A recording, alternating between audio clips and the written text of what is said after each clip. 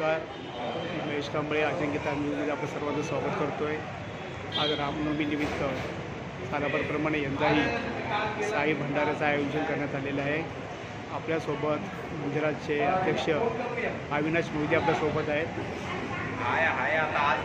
नमस्कार अविनाशजी, काय सांगाल आपण आज साईबाबांचा भंडारा आहे, काय सांगाल? ओम साईराम. आज मंदिरामध्ये रामनवमी उत्सव हा सालाबादप्रमाणे यंदाही साजरा होत आहे.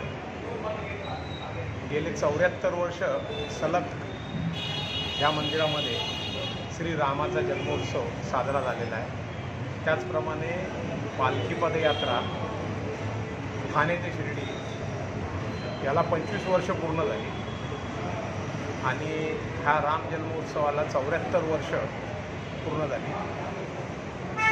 काल रामाचा जन्म, पालखी मिरवणूक आणि आज महाप्रसाद आयोजन केलेलं आहे.